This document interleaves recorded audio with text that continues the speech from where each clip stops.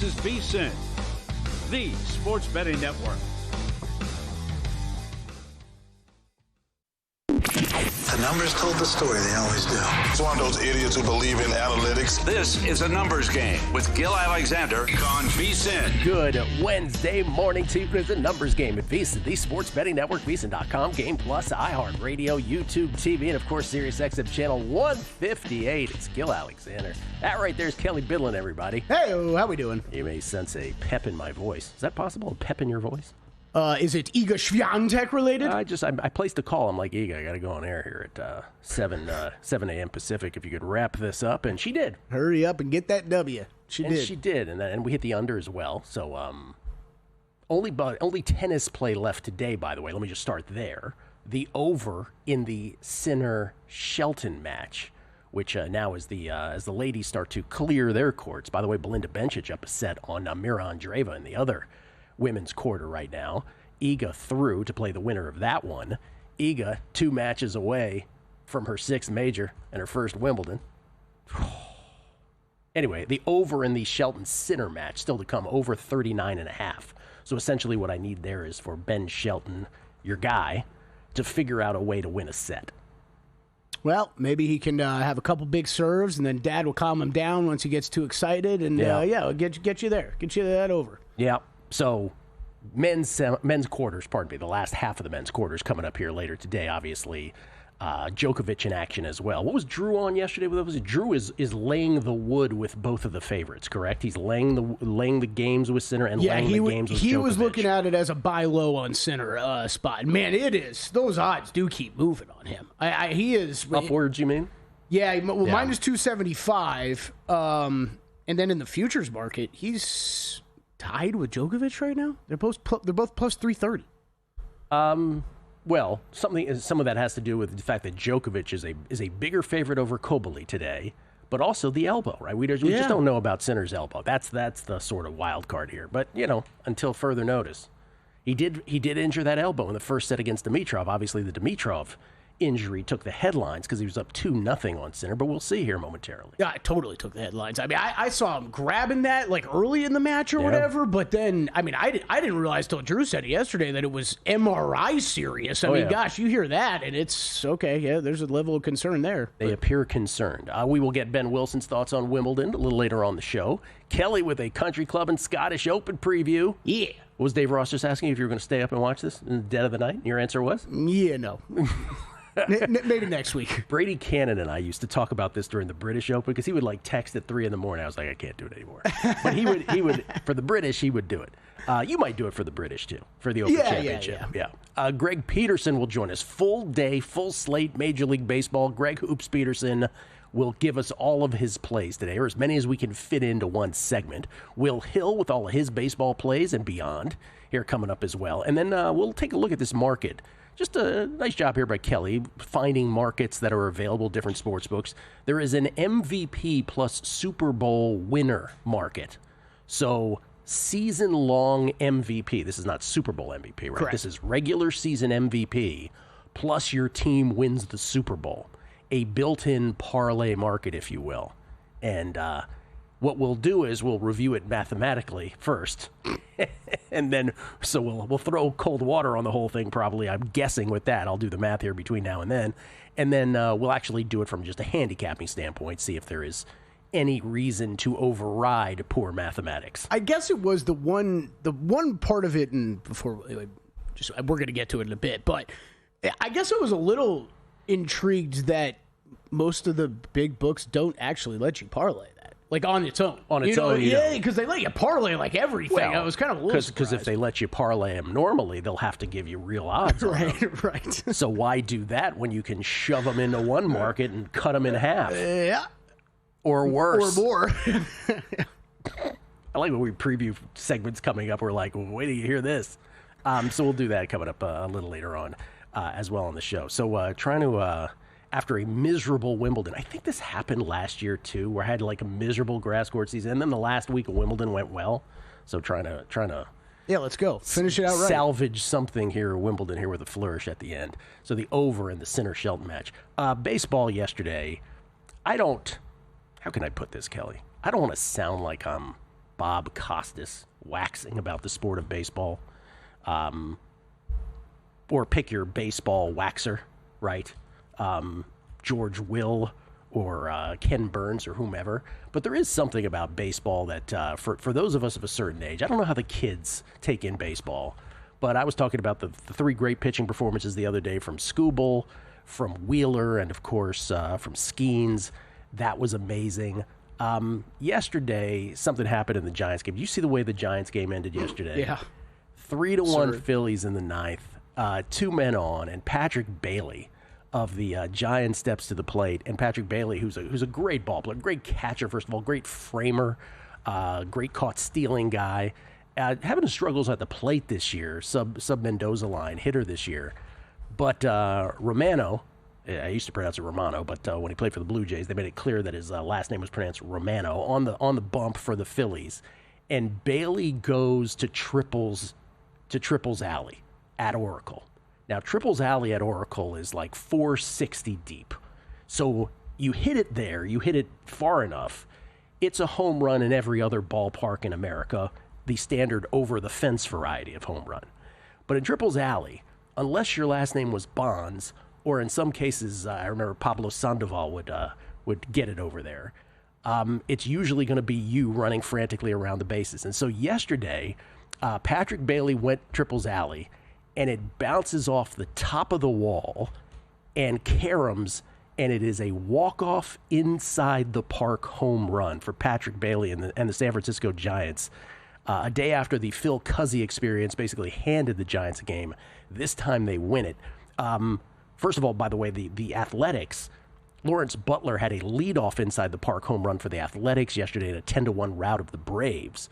Then Patrick Bailey with the walk-off inside the park home run a little further south in the Bay. And for the first time in MLB history, both of those things have occurred on the same day, a leadoff inside the park and a walk-off inside the park. As for Bailey, Jeff Passan tweeting this out, it was the first inside the park walk-off homer hit in Major League Baseball. First of all, and before we get to the Passan one, it was the first inside the park walk-off home run, period, in a Major League Baseball game since Cleveland's Tyler Naquin did it on August 19th, 2016 against the Blue Jays. And then as Jeff Passan tweeted, this is from Baseball Reference, Bailey just hit that home run yesterday was the first inside the park walk-off home run from a catcher. And you remember this game, Kelly, since Benny Tate did it on August 11th, 1926. Well, I just had to double-check my dates because you know my rule. Stats before Prohibition don't count, but yes. It's right during Prohibition. Prohibition. I guess it's okay. This counts. Kelly's okay with this. I'm okay with this. I'm going to let this go. Hopefully you didn't put a inside the park home run in a parlay and then show it to Kelly. But other than that. So it was amazing, too. And this is the part where I don't want to sound like Costas and pick your baseball, just waxer of poetry. But the beauty of that thing for Giants fans, and anybody who had the Giants as a bettor, I'm sure, too, but for Giants fans, beyond betting, was that when that ball went into the air and was headed to that wall, every Giants fan knew that the possibility existed that this would not clear the fence. And Angel Pagan did this about a decade ago in a day game against the Rockies. I want to say it was a Sunday afternoon. Don't hold me to that. But Angel Pagan did this against the Rockies. It didn't hit that as high as yesterday's did off the top of the wall. It was about 3/4 of the way off the wall. It caromed. He round the bases, head first slide. Just one of these amazing Giants magic finishes. So when that ball was in the air last night, it was like, as a Giants fan, you knew before the Phillies themselves got what what was about to possibly happen. And Brandon Marsh, who was in center field at that time, played the foil to a T by overcompensating, running through where he should have, and that ball caromed past him, and that was just unbelievable last night. Unbelievable. I actually thought you were going to go the other way with this, of the once that you saw that ball in the air and its trajectory, just immediately throwing your hands up in the air and be like, well, this is a home run anywhere else. Oh, no. I stood up. You really want to know what I was doing? I stood up alone in the apartment, hoping almost. A little part of me almost hoped. Right? I wanted it to go out. But a little part of me almost hoped that it did the carom thing. And as soon as it did, I went into third base coach windmill wave mode by myself in my apartment, screaming. And because it was just, it's that thing, right, about baseball. We knew this could happen, and the Phillies didn't, and it was this amazing little thing. By the way, this is the same ballpark that, of course, this had nothing to do with the ballpark earlier this year, but it's the same venue that produced Heliot Ramos's Little League home run that won the game for the Giants against the Rangers earlier this year, where they just threw the ball around the infield.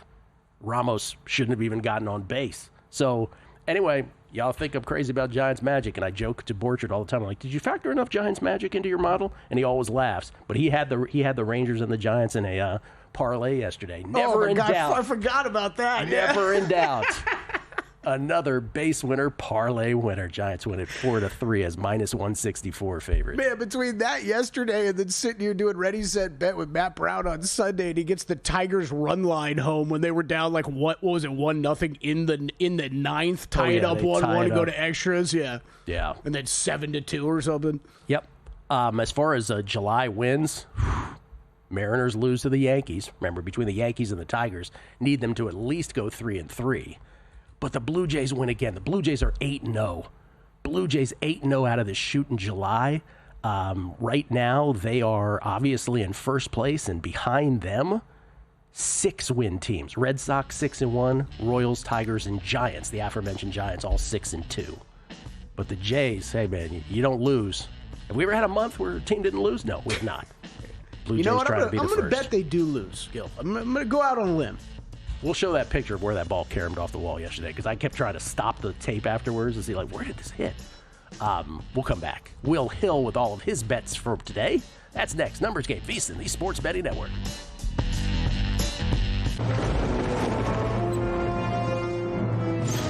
Oh, look! Look at that! Derek, what's the guarantee? Derek? Mike, time to make history. Players in Circa Million make 5 picks against the spread each week with quarterly and full season payouts. Circa Survivor entries choose one team each week with no point spread. The last one standing wins it all. We have $21 million on the line. Are you in? Visit circasports.com for details.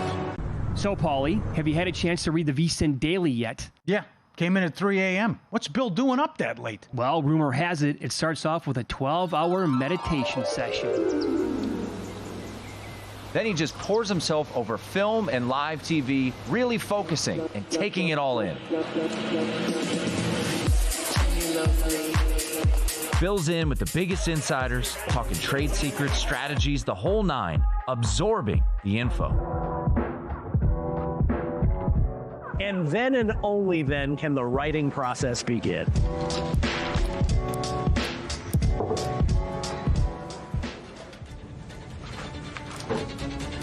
In Las Vegas, Bill's late night becomes your early morning. Wake up to the very latest betting insights in your inbox with the VSiN Daily. Sign up for free at vsin.com/newsletter. Coming up on the next edition of Follow the Money, Zach Cohen will join the show to talk Wimbledon semis and also NBA win totals. Julian Edlow from DraftKings to talk NBA Summer League. Mike Palm, another edition of You Cannot Be Serious, and an update on the Circa football contest numbers, and Matt Humans with his best bets for the night as well. Follow the Money, 4 to 7 Eastern on VSiN, the Sports Betting Network, now Sirius XM Channel 158. Check out the website for all the betting tools and analysis, or get the VSiN Watch app.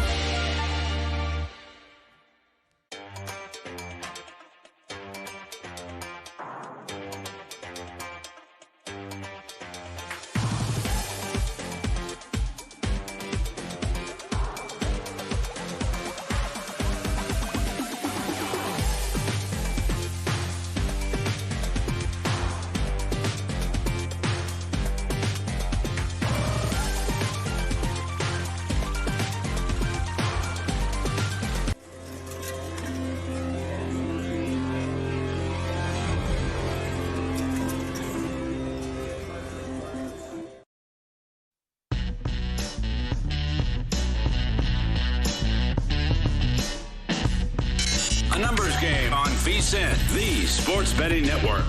Unmatched transparency with records updated daily. It's the sharp plays. They've also got AI betting analysis, real-time global betting information, and alerts directly from the pros. We invite you, once again, to check out thesharpplays.com. We get text, we get tweets.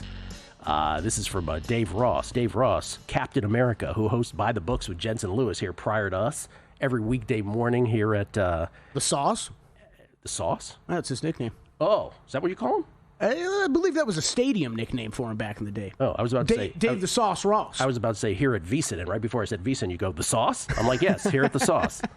He says, he texts, he goes, I absolutely love the in the apartment by yourself one-arm wave in the runner action. It is fantastic. It's exactly what I do. It has been years since I have felt bad about sitting alone by myself, and as soon as your butt leaves the couch, you know you're acting ridiculous, and that if anybody could see you, they'd probably laugh. But I've gotten past it. I don't really care. This is Joe Pita also says. Joe Pita said, as a Phillies fan, let me get this correct. Joe Pita, our buddy, says every Giants fan knew. He said, except for Dwayne Kuiper, obviously a Bay Area legend, but that was a very disappointing call. He says, like you, I instantly knew that was a potential loss in the making for the Phillies, but Kuiper didn't see it, quote unquote, until he was waved around third base.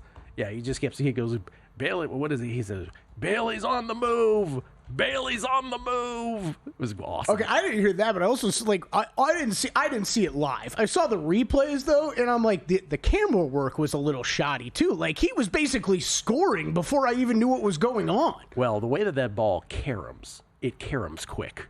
And they were just tracking that like the entire time. By the time they finally cut back to Bailey, it was like, oh, and then he's there. He's scored already. Jensen Lewis, by the way, from By the Books, tweeted me that the Washington Commanders, going with some new alternate uniforms this year. Those to me look like Joe Gibbs era pants. Oh, I like that. Joe Gibbs era pants. This is from Ray. Hey, Gil, Kelly. Does 10-1 on John Schneider for AL Manager of the Year need to be considered? Considered, yes, but I will answer it how I answered it earlier, which is I just don't think the Blue Jays thing is sustainable. I get it, 8-0 in the month of July, but I just don't know if the Blue Jays, by end of season, if John Schneider, Manager of the Year, will be a bet worth having. Numbers, guys, morning, Gil. While Iga may have stolen your heart many moons ago, it appears she is stealing towels at Wimbledon. Yeah, you hear about that? She's like taking a little souvenir here and there. She didn't mean it. What, like, wait, whoa. Like, did someone have a problem with that? Yeah, I know. Come on. Wouldn't you steal a towel? Matthew Mayberry. Of course. And I'm not playing. Patrick Bailey walk-off to cash the base winner parlay. What a god Mark Borchard is. Pick 10. Gil is a Phillies fan. That sucked. JB, I can only assume that Fezzik finally tailed the base winner parlay of the day because that was the luckiest luck box of all luck boxes. James Sott, Jim, LFG, eager to the semis right before the show starts. She knew. She did. Let's see, Michael Montesano, our buddy. I can only picture Gil last night after Bailey was rounding second last night for game-winning inside the park home run. He's got a Kramer meme there as well. On and on. We'll get to more tweets, but I want to get to Will Hill, who joins us now, courtesy of the Progressive Guest Line. You can follow him on Twitter at @NotTheWillHill, host of the Shoulda Bet More podcast, star of the Megapod at Beating the Book, and, of course, Chris Felica's Bear Bets podcast empire. Not necessarily in that order at Fox Sports. How you doing, Will? Gilly, Kelly, what's going on, guys? Thanks for having me. Thanks for having me. Were you as excited by that Karam as I was last night? No, nothing?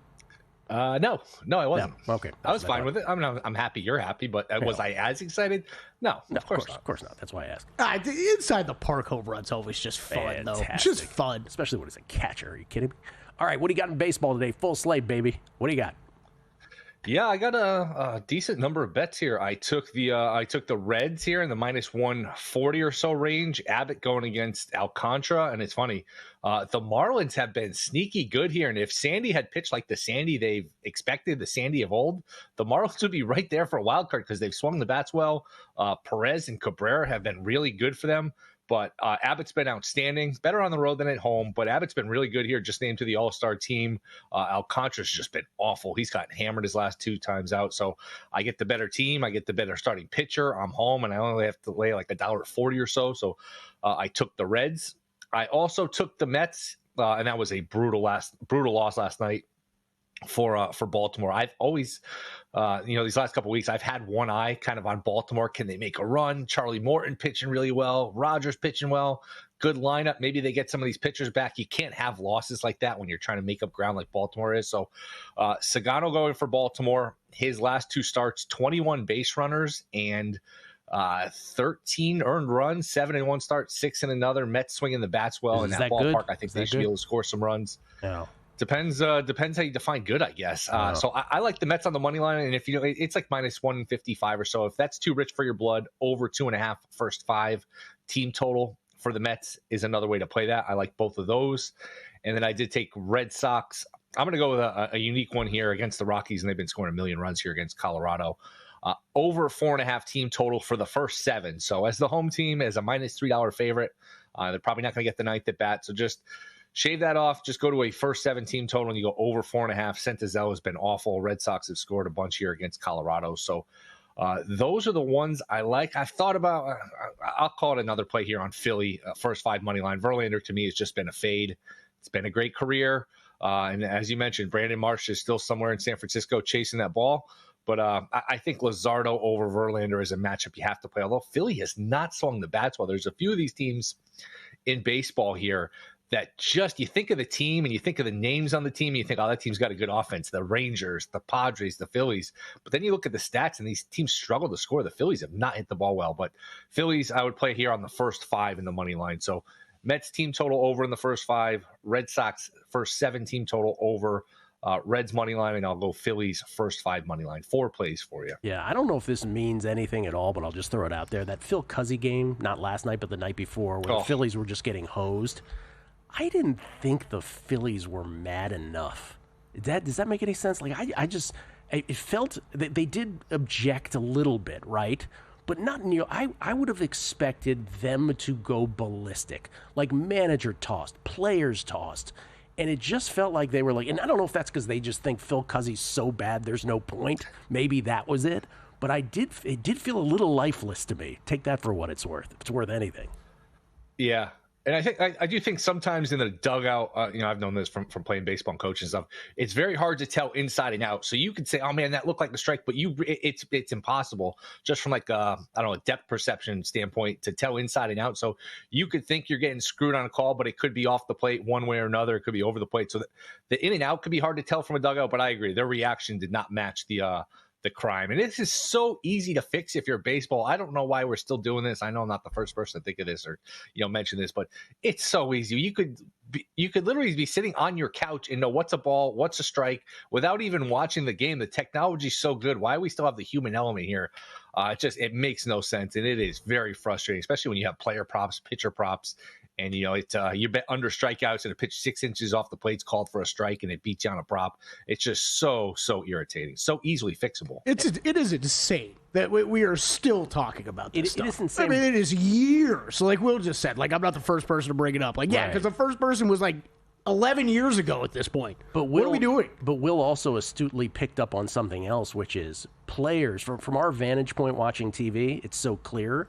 But the reason players don't want a challenge rule in effect is because they're not 100% sure from where they're standing. Mm-hmm. So, it's this weird thing. Yeah, it's this weird thing where they're like, oh, I'm mad, but do I really want that responsibility? Couple minutes here, Will. Give us an NFL take that is very Will Hillish that most people don't have. I guess I've been planting my flag here on the Arizona Cardinals over, and really the way I like to play it, I think the best bang for your buck is Gannon Coach of the Year, because I think that, first of all, they really addressed their defense. They went basically all defense in their draft here, and I understand when you look at the division, the Rams, the 49ers, but the 49ers lost a lot of talent out the door defensively, and that core is older offensively with McCaffrey and Kittle and Trent Williams. So I think there's a path, especially with an easy schedule for Arizona, where they start with the Titans. They get Tyler Shuck in the Saints. They get Bryce Young in Carolina, although I think Carolina might be a little bit better than people think. They get the Colts. They get Darnold behind a new offensive line, a shaky offensive line with Seattle. There's a path for them to start 4-1, 5-2, something like that. And if they ever won the division, instead of taking the plus 450 to win the division, Gannon is going to be on the short list of Coach of the Year candidates because they haven't made the playoffs in a couple years. It would be a good story. I think the offense was 7th in the league last year, yards per play on offense. I think offense tends to translate more year to year than defense. And I do think the defense, can be better. And they lost a lot of close games. I think 3-5 in one-score games. So to me, Arizona having a really good season, winning 10, 11 games, and Gannon being Coach of the Year at 20-1, I think is a bet I certainly like. It's a good call. I talked about the Cardinals yesterday when we were talking NFC West. Like you said, drafted all defense, free agency, Calais Campbell, Josh Sweat, Tomlinson, free agency. Kyler said he's going to run more this year, that he was hurt last year, even when he had his best QBR, and Marvin Harrison can only go up from a pretty ho-hum rookie year. And then, by the way, I ran into 2 Cardinals fans in the sportsbook last night. Oh, really? Rich and Nick. And Nick, he's like, nah, I don't see anybody. I love how fans of the own team are so defeatist. Will, thank you, man. You're the best. Appreciate it. All right. See you guys. Thanks. NFL MVP Super Bowl next. And they're off.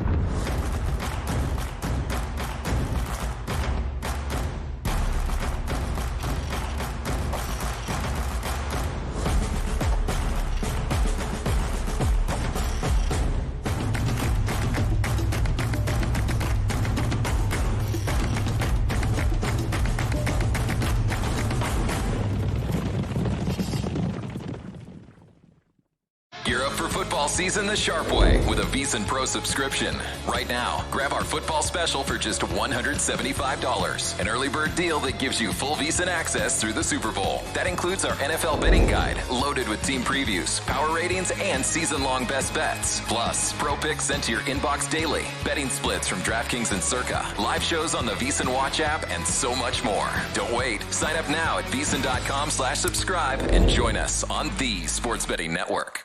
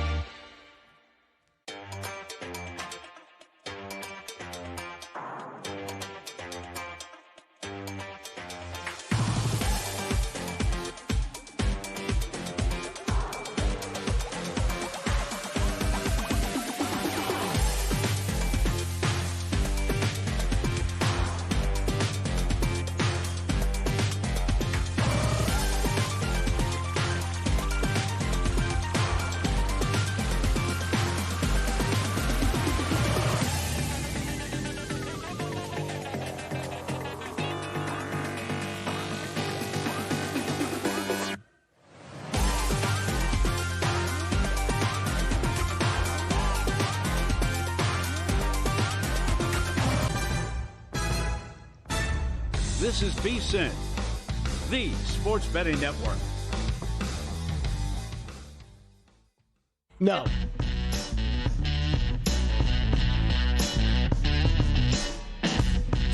A numbers game on VSiN, the sports betting network. Want to bet smarter? Start with Smarter Insights. Right now you can check out Wes Reynolds' Scottish Open preview and picks, Greg Peterson's MLB best bets, and JVT's NBA Summer League tips. Jonathan Montoya going to make an appearance today? Yes, he is. I didn't even tell him really what we're doing, but I know he'll be prepared. Rapid fire win totals. We're going to do what we did yesterday with you. We're going to rapid fire win totals. But you're just going to fire them off at me and JVT. We'll see which ones we instantly differ on. Instant reactions. By the way, later today on the website, you can check out Steve McKinnon's MLB Analytics report and his NASCAR simulation for the Toyota SaveMart 350. And Zach Cohen's Wimbledon picks, of course. Right now, you can sign up for full VSiN Pro access until the Super Bowl for only $175. Head to VSiN.com/subscribe to sign up today. We get tweets at Beating the Book. Y'all are the best. This is from 3JackH3131. Gil, as a Blue Jays for most wins in July ticket holder, I kindly ask that you keep your voice down. Capital letters. I think that was me saying, I bet you they're going to lose at some point. Mark Meltzer like Seltzer. He says someone do a safety check on Gil because the Commanders are going Joe Gibbs unis as alternate jerseys.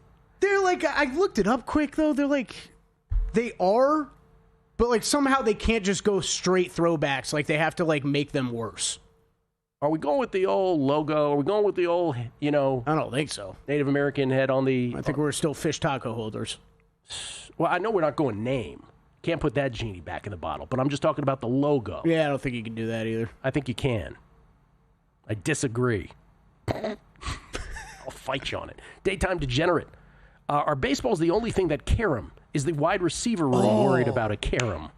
Great call. In broad daylight.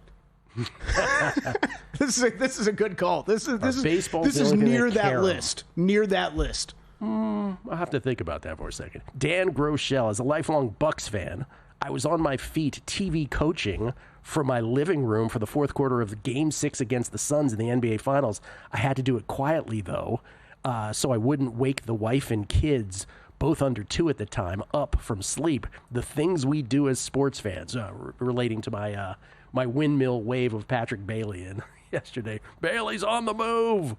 Donnie Miller. Do we know? Oh, he's talking about the Seinfeld meme from earlier. Nash. What's a funnier action sports fans do? The third base coach windmill swinging of the arms, signaling a guy home, or the guy in horse racing who smacks his behind, yelling, "Come on, 3," hoping his horse runs faster? That's way worse. It's the latter. Yeah, that one's way worse. Well, he asked, what did he ask? What's funnier, he said. The horse racing one, if you've ever seen our good friend Chris Felica betting on a horse race, he gets in that crouch. Okay, now I want to see this. First of all, he doesn't warn you, right? Because you're following other sports in the sports book, but he's fixated on a horse race. So all of a sudden you're watching something, and Felica, he gets in that weird, it's not a full crouch, it's not a full, what do you call the weight squat, right? It's like sort of a 3/4 thing. He's smacking himself, and he's like, "Come on, 3." It's not even "come on, 3." He has other language that doesn't even make any sense, but ends with the number 3 or whatever horse he's betting on.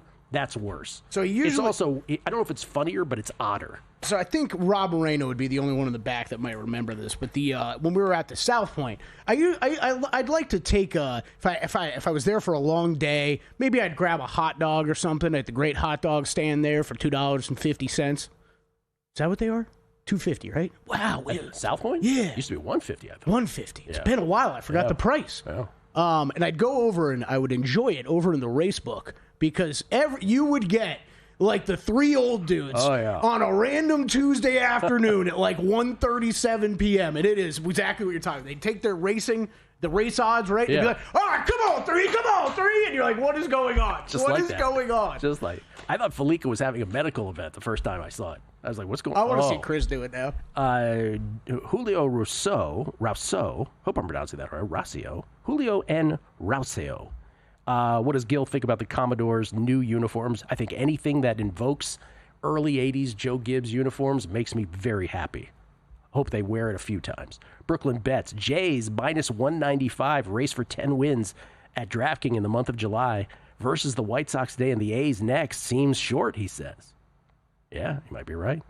Let's do some NFL MVP plus Super Bowl winner odds. This is available at DraftKings, Kelly, yes? Yes. So this is regular season MVP. So as we were talking about earlier, they won't let you parlay regular season MVP with a Super Bowl winner. They won't let you do that. So what did they do? They decided to throw them into one market and mess you up on the parlay payout. It's essentially what they did. Let's just do this mathematically first before we get into our thoughts, because our thoughts are secondary to the math. Yes. Truly. So let's take Josh Allen and the Bills and Lamar Jackson and the Ravens. I think most would agree makes sense that they're the short shots, right? Yes. Okay. They're both 20-1.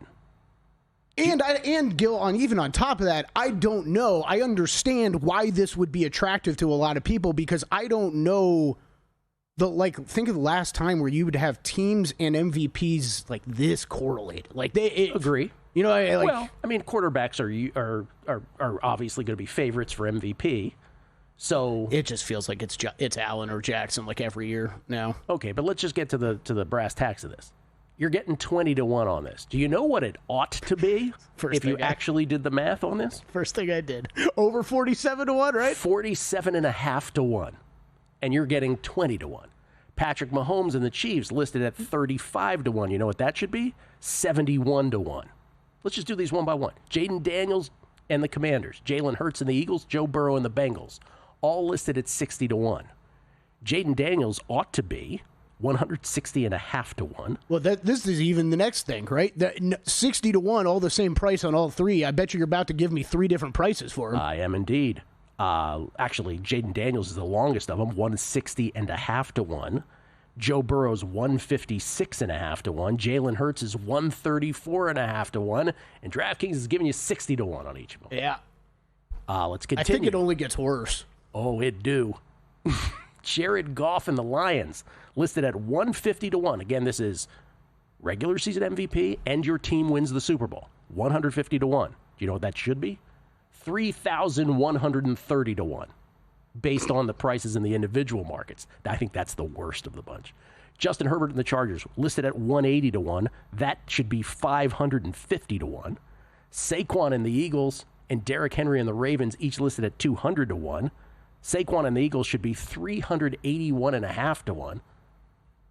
Derrick Henry should be 456.5-1. So as long as you know you're getting screwed on the math, we can then continue the conversation. Yes. Yeah. No, you are right, though. It is where you have to start. Absolutely. Yeah. I don't know if you want to continue it, but for giggles, why not? If you were, let's just do it this way. All right, you live in a bizarro world, and I say to you, Kelly, Calais Baitalon, you must bet one of these. Math be damned. Which is the one you bet? It's probably still Allen and the Bills. Yeah. I'll throw out a couple others that stood out to me as long shots. Burrow and the Bengals is the one that sticks out to me. Okay. I got longer ones for you. So I already bet, I bet Stafford MVP. Right. So Stafford and Rams is 350-1. Oh, I did not even list it here. Yeah. Yeah. They've got a ton of combinations up. I just grabbed the top 10 in the odds. 49ers and Purdy, 300-1. Do they have Shuck and the Saints to have that one up there? Oh, my gosh, that would be great. Actually, now I'm very interested to see. No. Yeah, I wouldn't think so. It's just being stupid. But I'm just saying, of all these, again, knowing that you're getting screwed, we've seen Joe Burrow get to a Super Bowl before. Right? As long as he can avoid injury, we've seen Joe Burrow come within 3 points of forcing overtime in a Super Bowl. Joe Burrow, I don't think it would be hard for anybody to see Joe Burrow putting up ridiculous regular season numbers. Yep. For the Bengals to, I guess, obviously the Ravens are going to have something to say about this, but if the Bengals won that division, it wouldn't be the most surprising thing on planet Earth. I don't expect them to, but I don't think anybody would be that shocked. And then the Bengals with him and that offense, I just think 60-1 it's a terrible number on it, but if you forced me to bet one, that's probably the number I would go with here. I think the Bengals off-season discussion has been interesting to hear because I don't really see a big difference from what we saw a year ago playing out this year. I think the offense could be... And remember, we couldn't stop talking about him in previous years. Yeah, right, exactly. No, I'm glad you said that because previous years, absolutely. I don't want to say I'm down on them, but it's what we saw last year. I expect the offense to be amazing, and I don't really know that the defense is going to be... I mean, they can't be much worse than they were last year, but are they really going to be much better? I don't know. You still got this whole Trey Hendrickson thing going on. Like, I don't... the Ravens are so good. Yeah, they are. And again, you're right. Probably, I mean, Josh Allen and the Bills, Lamar Jackson and the Ravens, Patrick Mahomes and the Chiefs. Are you gonna scoff at anybody who would take those? Of course not. Of course not. No. Except for the numbers. Horrific. Belinda Bencic, Mira Andreeva, second set tiebreaker once again after Bencic won the first. We shall see. Could be over momentarily. Coming back with so much, including Greg Peterson on baseball, all of his plays on a full day slate next. Numbers Game, VSiN, the Sports Betting Network. As sports fans, we may cheer for different teams, but there's one thing that we can all agree on. We want the game to be big. And with 3 levels, 30 cabanas, a 143-foot screen, 6 clean pools, and endless cold drinks, it doesn't get any bigger or any better than Stadium Swim in Las Vegas. All sports, all seasons. It's more than a pool deck. Stadium Swim. It's the only thing like it in the world. Starting July 14th, gear up for the football season with VSiN Training Camp Today. Live every morning at 10 a.m. Eastern. Hosted by Kelly Bidlin, Nick Whalen, and Jeff Erickson. With special guests throughout the week, VSiN Training Camp Today delivers sharp insights on season-long props, futures markets, fantasy draft prep, playoff picks, and more. VSiN Training Camp Today all week. Starting July 14th at 10 a.m. Eastern. Powered by the experts at VSiN. The Sports Betting Network.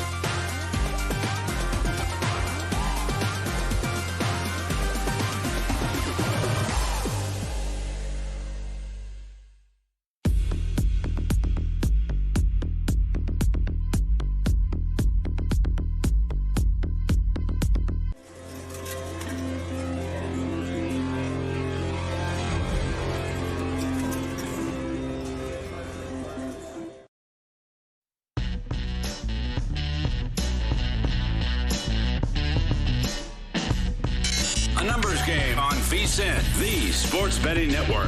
Profit X is offering the best odds all baseball season long. Profit X is a peer-to-peer sports exchange available in 40-plus states. The first of its kind in the U.S. You'll be able to make your sports picks against other groups of fans rather than against sports books. Exchanges guarantee you the best odds on average by 10 to 20%. You can even request your own odds. Download Profit X today with code VSiN and earn up to $200 in profit cash over your first month.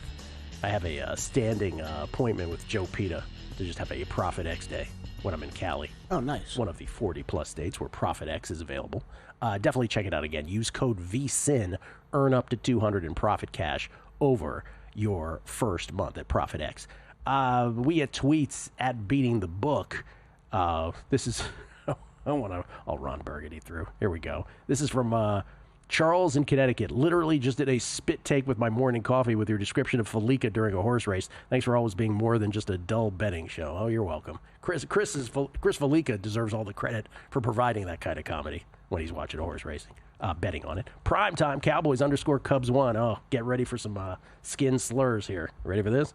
Yo, hey, man. I suggest the Washington football team's throwback, although he doesn't go WFT, you can imagine what he says when he describes them. He's a Cowboys fan. I suggest the Washington football team's throwback unis are 100% cotton because cotton breathes. Just ask Costanza. The world also awaits Kelly's parlay of first-round leaders in all 3 golf tournaments this week. Here, Country Club and Kelly, Kate Michael Bidlin loves himself a big parlay. Yes, he does. Oh, he does. That's well done. That caught a lot of fire, your parlay disdain. Touchdown Jesus. The best is when people just play into it. Yes. They're like sending me, they're like, you people can win doing this. So I'm like, I love that. I love that person yesterday. See, people can win parlays, Kelly. Touchdown Jesus. AL Manager of the Year, he says A.J. Hinch, way too big of a favorite, leading a weak Central, he thinks. And Detroit, most likely team to take foot off the gas with a 15-game lead. Schneider, 10-1 value with legit chance to win division. And a spot of 40-1 potential value if the Tigers have one bad stretch. That's an interesting take on A.J. Hinch and the Tigers taking their foot off the gas, to use his metaphor. Interesting. Okay. And let's see what else we got here. This is from Joe C. No, seriously, we've had Hawkeye for 130-mile-per-hour serves in tennis for how long, and baseball can't implement similar technology? Yeah. It's wild. I just the tone in Will's voice was so perfect when he said it, because like I'm tired of talking about it. I'm tired of listening to people talk. Like, why haven't we made this change? It's so absurd. In every sport. Yeah. But that's an interesting point about the challenges, right? Players don't want it as much as they, it's like, oh, we need to have a electronic system. But that's the only way we want to do it. We don't want a challenge system. Chance Copperpot, Gil, I notice you don't give out tennis totals as much as sides. I do prefer the totals. Is there a specific reason for that? Value? Let's go, Iga. He's commenting on the fact that we hit a total yesterday. We hit a total this morning. Hopefully we hit another total here. There's no reason for that, although on grass, maybe I should employ that. You're 100% right. I've had great success on hard courts and clay with sides. No need to change there. But you're right, on grass, perhaps the proof is in the pudding. This is a real treat. Greg Peterson joins us once again on the show to talk baseball with us. His middle name is Hoops because he knows college basketball above all. But the man also podcasts about baseball and bets really a whole bunch on it. He joins us now courtesy of the Progressive Guest Line. Greg Peterson, everybody, where you can follow him on Twitter again at GUnit_81, host of the Baseball Betting Show. How you doing, Greg? Gil, I am doing great. We are getting into the last few days before the All-Star break, so prime time to make some money.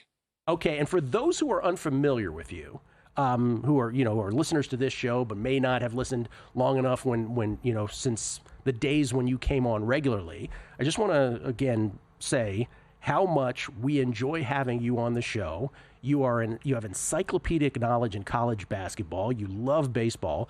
That for those who did listen to you back in the day, we need a few updates. One, do you still run 12 miles a day with no sunscreen on? Well, we do employ some sunscreen, or else my head would be completely burnt to a crisp right now, and that would not be good. But absolutely, the running outside still happens, and it happens every single day. 12 miles a day. Dude is a machine. Do you know how much better shape I've gotten in the past year, and I would still die? Like, literally die. Well, it's also 100 million degrees outside. Yeah. And then the other thing, Greg, and forgive me, again, I do this from love, but people who listened to you on this show many years ago will remember that you, in your dating life, were a self-described, this is you talking, quote, volume shooter, unquote. Have you settled down? What is your love life like these days? Are you married? What's the status? Well, we were married, and now we're back out there in the field, but settling down again. So we're sort of on the winding road, and we shall see where it takes us from here. But we still might be going back into Carmelo Anthony mode. Okay. Thank you, Greg. He's never going to rule it out. I ask you that all out of love. Thank you for the update. I think the listeners will be thrilled to know that. What they also want to know is your baseball plays today, full slate. I throw it to you. Where do we start this morning? Oh, absolutely. And we're going to go into Carmelo Anthony mode here as well, because we've got ourselves a great slate. And this is one that has been moving around a little bit, but still seeing a lot of plus 140 out there on the Milwaukee Brewers. I'm willing to take a shot on fading Tyler Glasnow in his first start off the injured list in about 2 months. Jose Quintana hasn't necessarily been a whole lot to write home about them. He's gotten the job done relatively effectively for the Brewers. Fielding independent is about a point higher than the ERA. Not necessarily too much of a strikeout guy, but for Glasnow, coming off the injured list, he made 3 starts over at AAA Oklahoma City for the Dodgers. 8.31 ERA, very much less than impressive. And the Dodgers are on a 5-game losing streak. You don't find that very often, and Brewers have really been able to heat up. Not necessarily a ton of power out of this Brewers team, but they do a nice job playing station-to-station baseball, giving that sort of plus number and an 8.5. I like the over, and I like the money line in terms of one of the earliest games that we'll find. Yeah, brief aside, how about Mizorowski against yesterday for the Brewers? So he gives up the leadoff. Amazing. Leadoff homer to Ohtani, then he's like, okay, that's behind me. Here's 12 Ks in your face, Dodgers. That was just amazing. He is, you would bet him for Rookie of the Year in the National League? Yes? I just don't know how you bet on anyone else right now. Yeah. He has been absolutely incredible, so I'd be certainly betting on him. Okay, so over, you said, in the Dodgers-Brewers game, yes, to start? Over in the Brewers money line, yep. Oh, okay, over and the Brewers at plus 141 on the money line here in a day game at American Family Field in Milwaukee. What's next? How about if we go with another day game? This is the Giants and the Philadelphia Phillies. Asos Luzardo has an ERA north of 4, but a lot of it is because of 2 really bad starts they had where he gave up a combined 20 runs. Like a lot of people forget, through his first 11 starts, he was looking like a fringe Cy Young candidate, and then things went completely sideways for him, going against a Giants unit that has been a little bit rough with regards to their offense. And then on the Giants side of things, for Justin Verlander, he has not gotten a win this year. I feel like he's pitched a little bit better than this, and for the Phillies, guys not named Kyle Schwarber, not necessarily generating a lot of offense. Right now, I'm seeing that total going from an 8 to an 8.5. I wrote this up for the VSiN website at an 8. I like that 8.5 under. And with the Giants being right around about a plus 115 or so, like that Giants money line too. Yeah, Luzardo's splits against left-handed batters, his K rate is like 45%, something like that, for the Philadelphia Phillies. Okay, next, what do you got? Next, we've got Antonio Senzatella and a total of 9. Antonio Senzatella is giving up north of 13.5 hits per 9 innings. Like, just think of your favorite baseball team. If they get 13 hits in a game, you're calling it a banner day. That, for Antonio Senzatella, is a Wednesday afternoon. And Lucas Giolito has been better for the Boston Red Sox, but still have a few question marks there. That total of 9 out there in Fenway is just too low for me, and I do think that the Boston Red Sox completely dominate this game. I was able to get that run line more than able, about a minus 145. We're starting to get a little bit too high at a minus 150, so I would lay off a little bit more on that run line now that it's starting to creep up, but I do like that total over. I think that Senzatella just continues to give up hits. Greg, why do the Rockies just keep throwing out the Senzatellas and the Freelands of the world year after year? I mean, this is the worst franchise in baseball, isn't it? In every way. Yeah, the ownership and the front office just has no idea what they're doing. And that albatross of a Chris Bryant contract, that and the Anthony Rendon deal, 2 worst deals in all baseball. Brutal. All right, give us one more. What do you got? One more. We've got ourselves the Pirates and the Kansas City Royals, total of 8.5. Pirates averaging less than 3 runs per game away from them. Royals averaging 3 runs per game at home, and Chris with the K Bubic has been absolutely superb. Sub 250 ERA. Love the way that he's rocking. And Bailey Falter, in 11 out of his last 12 starts, 3 runs or fewer allowed, 2 top 10 bullpens in terms of ERA ever since May 1st. So I just take a look at this total, and it's too high. And if I had to play it right now, I'd be looking at the Pirates at a plus 160, just getting too high with how bad this Royals offense is. So Pirates and the under. Greg, totally appreciate it. When's the next baseball betting show? You do it daily? Every single day, midnight Pacific, 3 o'clock a.m. Eastern, wherever you get your podcasts. Love it. And may you find love again, Greg. May you find love again. Thank you so much. Thank you, sir, and I think that we hopefully have found it. Okay, there's an update to an update. Coming back right here on a numbers game at VSiN. Introducing the $500 trifecta. Use your GBank Visa signature credit card within 3 months of account opening.